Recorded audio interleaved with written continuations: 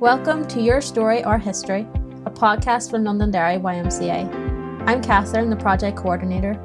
And I'm Hannah, the project archivist. For the past year, we've been on a mission funded by the National Lottery Heritage Fund to capture the voices that have shaped this organisation. We have just celebrated 40 years at our Drummahoe site and are approaching a massive milestone, our 170th anniversary. But history isn't just about dates and buildings, it's about people. We've invited former and current members, volunteers and staff to sit down with us and share the stories that don't always make it into the history books. These memories make our living archive. Today we are stepping off the pitch and onto the stage. Gemma Farren speaks to us about her time in the drama group and all the fun they had, from improvising with props in a box to putting on sellout shows. Tell me a wee bit about yourself now, so your age, your job, and a wee bit about your hobbies. Okay, so I am 41 years old next week, and my hobbies and job are one and the same. So I am a theatre maker now, a performer, writer, facilitator, all things drama related. And I am one half of a comedy storytelling duo called Makey Uppers. So we're a theatre company, for want of a better term, in the Northwest. And we do loads of different work with all ages. And I love it. I love it. That sounds amazing. So tell me how you got involved with the drama group.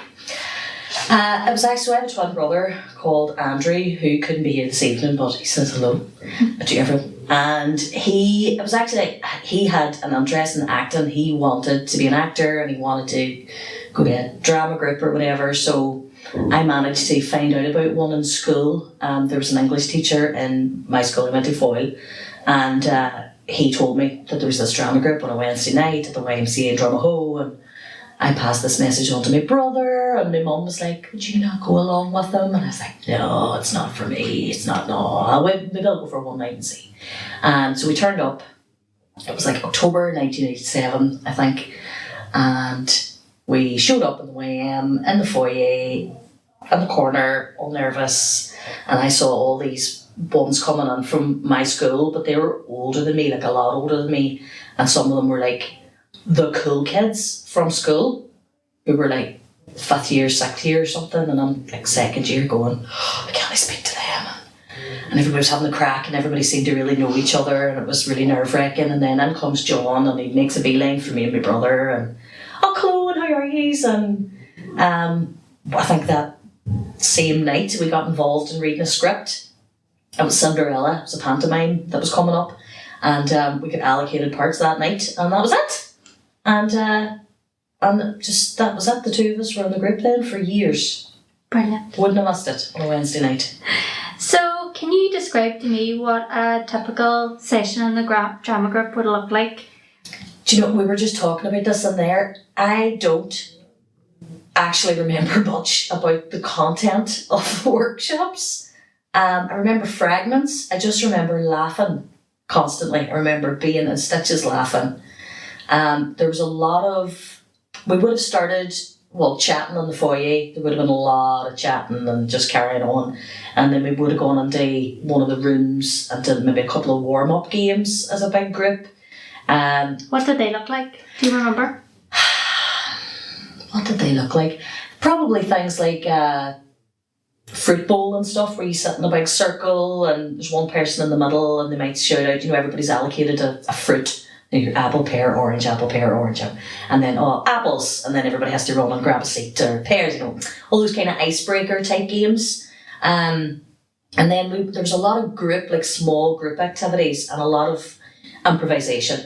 So like a big thing we were just chatting about there was props in a box. So John would have brought in just a load of tat from the house, whatever he put his hands on just before he left the house.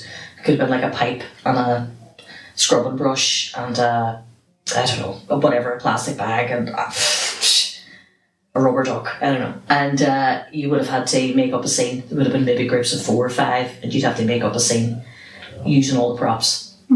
And you were encouraged to kind of see a prop as something other than it was, do you know. So a bowl could be a hat or a phone or whatever, not a bowl. So things like that. It was just about being silly and being playful. And I remember an exercise too with a phone where you had to improvise a conversation, like a one-sided conversation on the phone, and the phone just went around the circle. Things like that, but it was just daft. There was a lot of really, really, really funny people in the group, and you could just be your full silly self, which was brilliant. That's 13, 14, 15, 16, you know, when you're kind of in that in-between age of sort of having to be cool or feeling like you have to present yourself to the world in a certain way or whatever. But then everybody got into this room and we were all just daft idiots together. And it was brilliant. We were all wee nerds and you could just be your full wee nerd self. It was class. It was great. So would you have went in like quite shy and not, so you didn't want to go initially? Didn't want to go initially, no. I didn't want to go initially. And I do remember feeling quite awkward on that first night, because like I said, these people that were coming in, I recognised a lot from school, and they were a good bit older than me, and you know, it was really intimidating. But within no time at all, that had all kind of broken down, you know, and we were just friends. We were like real friends, and it was class. And I wouldn't have missed a Wednesday night. I think I was in the group for 4 or 5 years or something like that, and I think I missed one Wednesday night. You know, and that's because there was some intense drama going on at home. You know, there's a proper reason that I couldn't go. But apart from that, I just would not have missed a Wednesday night for anything in the world. It was like the linchpin of my week was drama on a Wednesday night. Was your brother the same, or did he drift in and out? No, he was the same. He's not involved in the arts or drama or anything like that anymore, but he was a big part of the group as well. And I know that it meant a lot to him at the time too. Because he's really funny. He got to be like a full clown version of himself as well when he was here, you know, and it was great. And I think it did a lot for his confidence too, like for the two of us, you know, because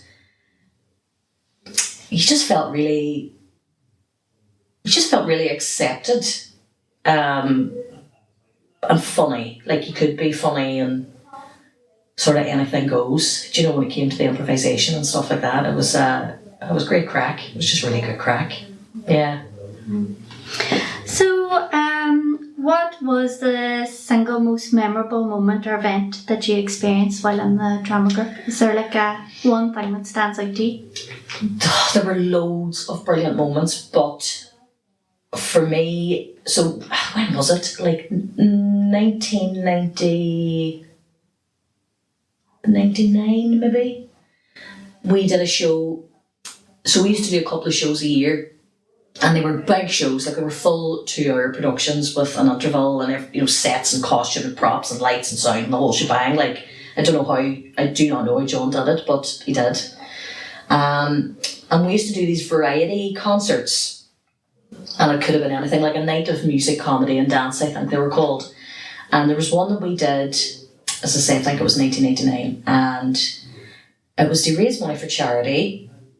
And John wanted us to take leadership roles in this show, so we weren't just going to be in it. We weren't just going to be doing the singing and the dancing and the acting. We were going to be directing.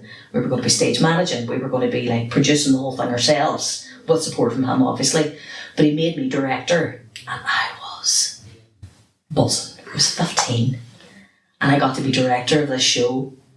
And what that meant was, you know, I got to like pick a few things on the show, like a few pieces that I really wanted to be in there. So I was able to lean into my full nerd self. I was really into jazz at the time. 15, jazz.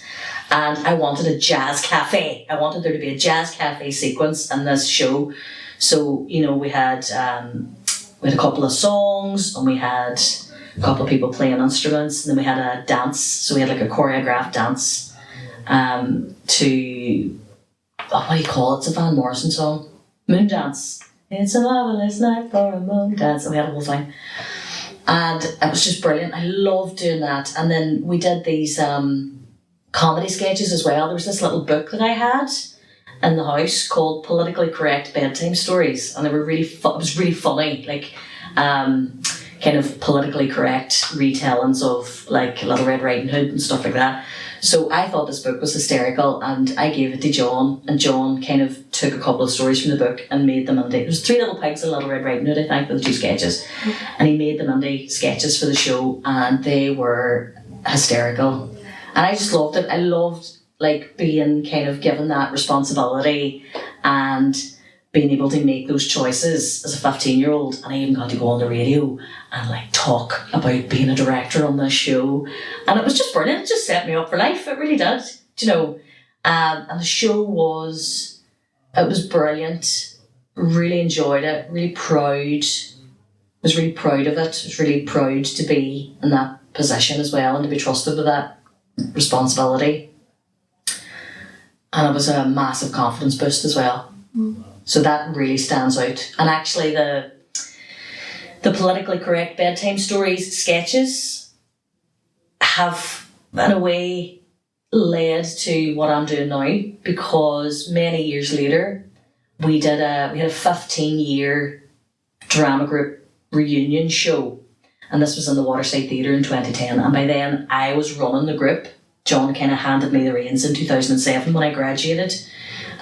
So I was running the group, and then we did this big night where we got old group members back again, and we were going to do a whole big variety show again. I think it was to raise money for Foyle Search and Rescue. And I wrote a new sketch that was based on the politically correct bedtime stories.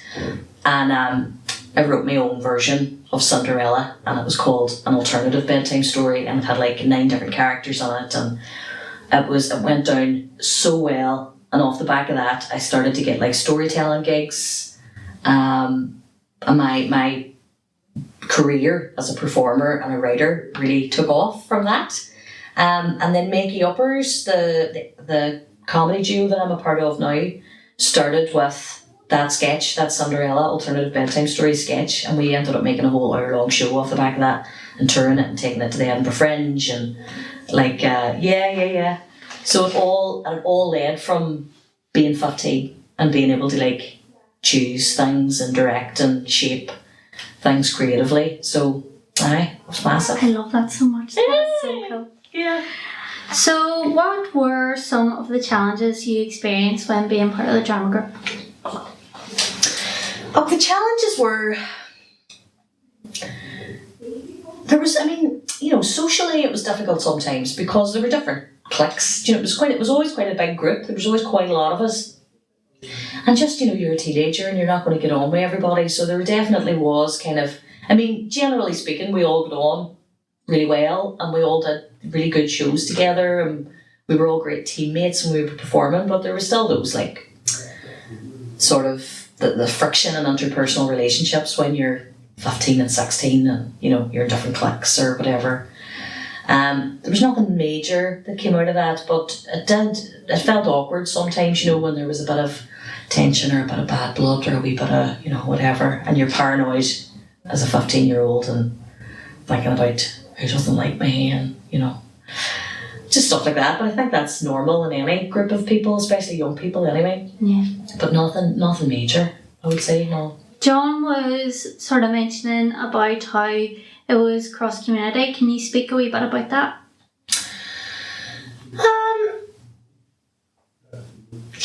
The cross-community thing, it just is not something that ever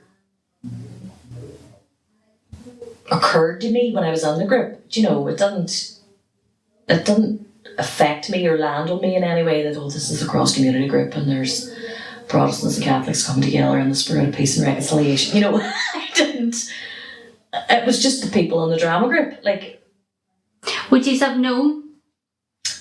I don't think so, no. It wasn't something that came up, or not for me. It was never something that I would have noticed or had feelings about, no.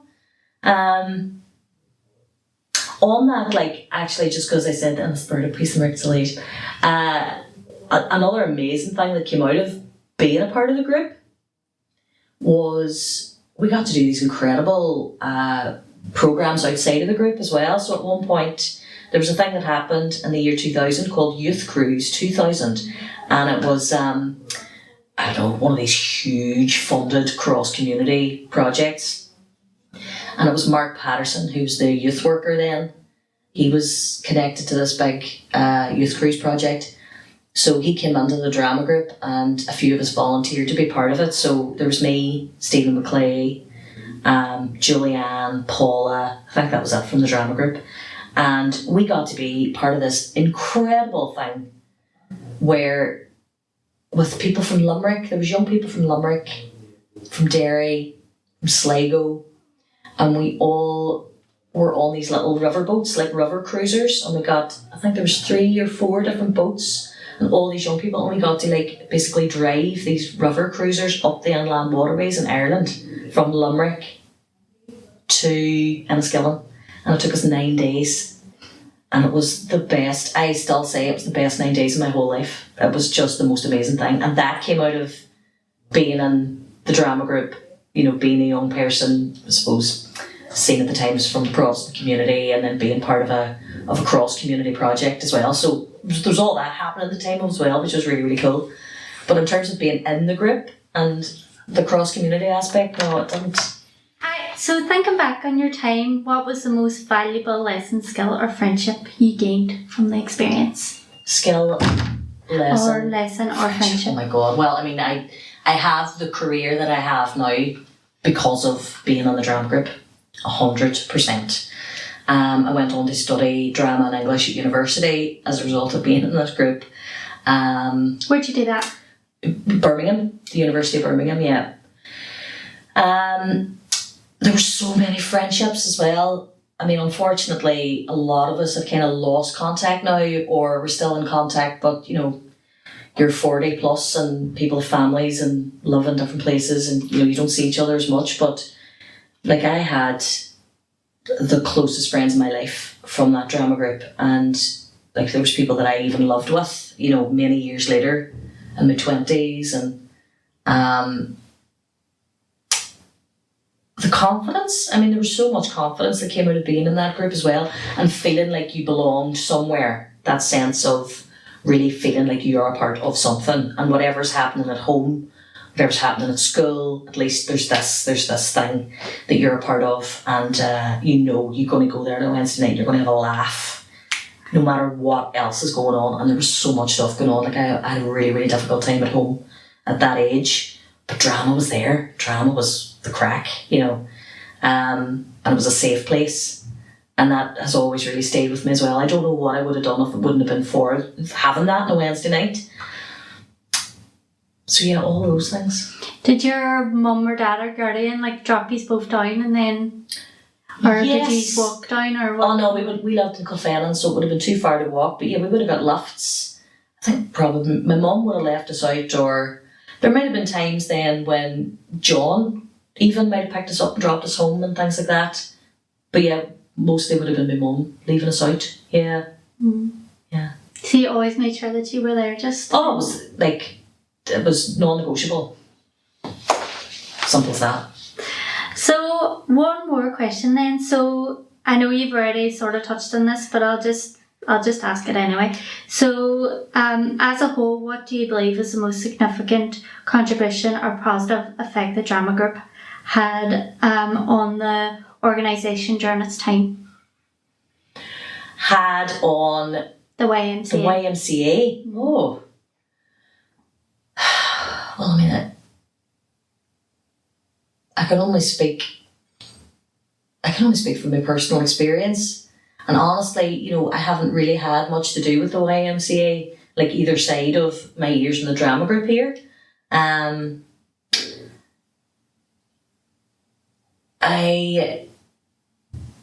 don't know.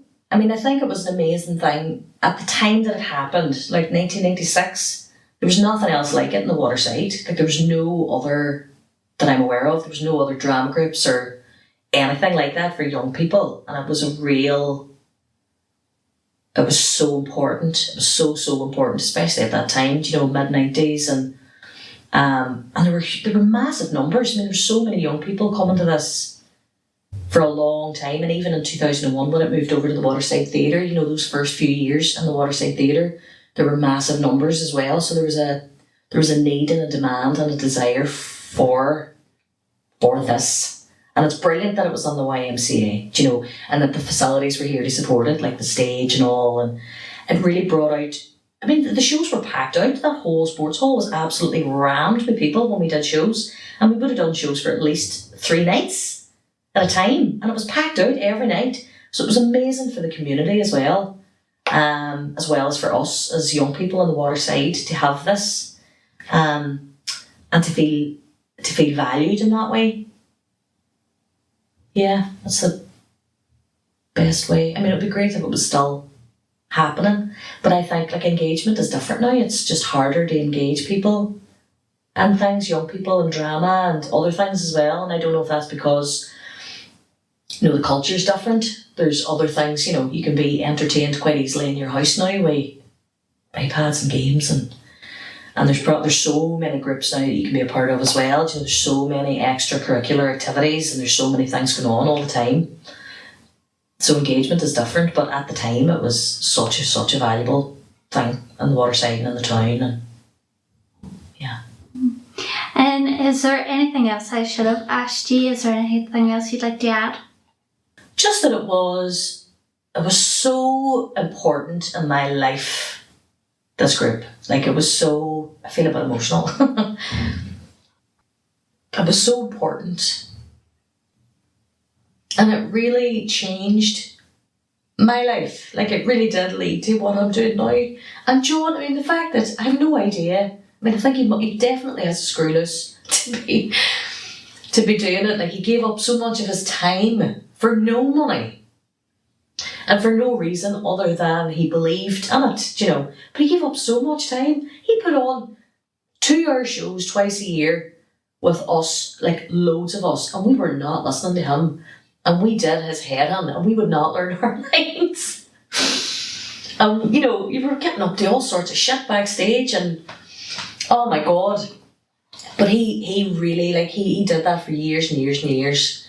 And he touched a lot of lives. He really did. He made a huge difference. And it's amazing. I don't know why he did it. I don't know why because the stress, and he did the lights and the sound and the like full sets, full painted flats and full costumes, and getting people on board to do props and getting people on board to do music and film it, and it was such a huge operation and no money, no funding. And he did that for 13 years. Like, but thank God he did. Like, and then I took over the group. Like I said, I graduated from uni in 2007. When I came home, he says, look, I'm getting too old for this. Do you want it? And again, like, that was another massive thing in my life, because I was able to take this drama group. It kind of had to start from scratch in a way. But then I was able to do that for 13 years. And the doors that's open for me. Like, I'm full-time now for 18 years as a freelance artist in Derry, and I'm so grateful, and I have gained so much of my experience, contacts, ideas about theatre making from having those opportunities in the group and then leading the group for 13 years, just being handed that and trusted with it. It's just incredible. So yeah, I'm very, very grateful, and more power to him, you know. Thank you for listening to this episode of Your Story, Our History. Our living archive is still growing. If you have a story from the last 40 years at Drumahoe, we want to hear from you. You can get in touch by messaging us on Facebook or Instagram at Londonderry YMCA Heritage, or emailing heritage.lderry@ymca-ireland.net. This project is kindly funded by the National Lottery Heritage Fund. Be sure to follow our podcast so you don't miss our next story. Because our history is your story.